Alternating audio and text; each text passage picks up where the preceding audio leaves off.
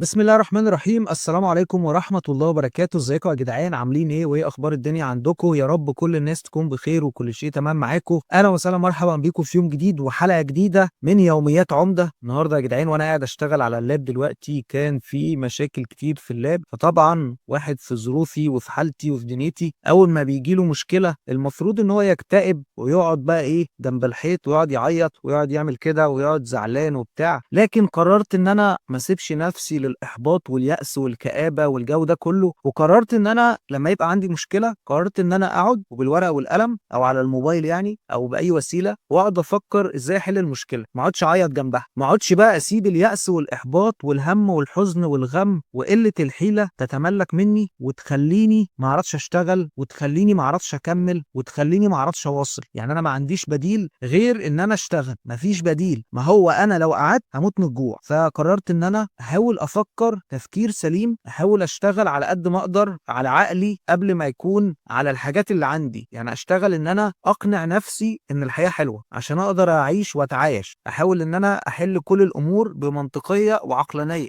ما احاولش اقعد اعيط. مش معنى كلمة عياط او عياط او بكاء بمعنى الكلمة حرفيا، لا، ان انت بقى تقعد تقعد تقول اصل الظروف، اصل الدنيا، اصل خلاص باظت، اصل خلاص راحت. لا، ما ينفعش، مش هينفع تعمل كده. فقررت ان انا احاول اتغير، احاول اغير واستفيد من الطاقة الايجابية اللي جوايا عشان انهي الطاقة السلبية اللي جوايا برضه، لان الانسان عنده طاقتين، الطاقة الاولانية وهي الطاقة الايجابية، والطاقة التانية وهي الطاقة السلبية، معروف مش محتاجة يعني. فالطاقة السلبية ساعات بتتغلب على الطاقة الايجابية، وده بحكم الظروف والدنيا والحياة والعمل والشغل والناس وتعاملاتك، وخصوصا في تعاملات الفلوس، لان انت طول ما انت ما عندكش القدرة المادية، الامكانية المالية انك تعيش عيشة حلوة، تعيش مستريح، فساعتها دماغك هتسوحك وتجيبك وتوديك وتروح وتيجي على ما فيش. فلازم تقنع نفسك دايما ان انت بني ادم، يعني انت معرض دايما في اي وقت لاي حاجة. مفيش حاجة مضمونة في الحياة، مفيش حاجة مضمونة في الشغل ولا الحياة ولا العمل ولا العلاقات ولا الصداقات، مفيش اي حاجة مضمونة. الحاجة الوحيدة المضمونة في الدنيا دي، فالشيء الوحيد المضمون في الحياة دي هو الموت، والحاجة الوحيدة المضمونة في الحياة دي هي الموت. الشيء الوحيد المضمون في الدنيا دي هو الموت، الحاجة الوحيدة المضمونة في الدنيا دي هي الموت. فالموت هو الحاجة والشيء الوحيد المضمون في هذه الحياة، أي حاجة تانية غير مضمونة. مفيش حاجة مضمونة، مفيش حاجة مضمونة، مفيش حاجة في الدنيا دي لها كتالوج، فاهم؟ الدنيا صعبة، صعبة قوي، صعبة جدا يا جماعة، صعبة جدا. أنا بيصعب عليا الناس اللي فاكرين إن النجاح بيجي بالساهل، إن الحياة هتديلك. الحياة مش هتديلك، مفيش حد هيديلك. الحياة هتديلك حاجة واحدة بس، الحياة هتديلك حاجة واحدة بس على دماغك، والناس هتديلك حاجة واحدة بس على دماغك، والدنيا هتديلك حاجة واحدة بس على دماغك، ومش هتشوف من الناس غير قلة الأدب، قلة القيمة، قلة الأصل. فخدها من قصرها وافهم الدنيا ماشية ازاي ورايحة فين وجاية منين. فأنا بحاول أنصحك، أنا بحاول أنصحك لوجه الله تعالى. وبس كده يا جماعة، خلصنا الحلقة. شكرا جزيلا ليكم على حسن الاستماع والمشاهدة، واستنوني في يوم جديد وحلقة جديدة من يوميات عمدة. أنا مين؟ أنا محمد عماد الدين، والناس بتقول لي عمدة، أو أنا محمد عماد الدين عمدة، أو سميني زي ما تسميني. اشترك في قناة اليوتيوب وفعل الجرس عشان يوصلك كل جديد، وتابعني على الانستجرام وعلى التيك توك، بنزل هناك محتوى بشكل يومي. ورجعت لكم من تاني ان شاء الله تعالى، مش هوقف مرة تانية، وان شاء الله خير، وان شاء الله كل حاجة هتبقى تمام وزي الفل. رمضان كريم عليكم وكل سنة وانتم طيبين. بحبكم في الله، ما تنسوش تدعوا لي بالتوفيق في حياتي والنجاح في شغلي والشفاء العاجل. والسلام عليكم ورحمة الله وبركاته. قبل اي شيء، قبل اي حاجة، قبل اي حد، عايزك تبقى عارف ان محدش هيحبك في الدنيا دي طول ما انت فاشل. طول ما انت فاشل محدش هيحبك ولا هيحترمك ولا هيقدرك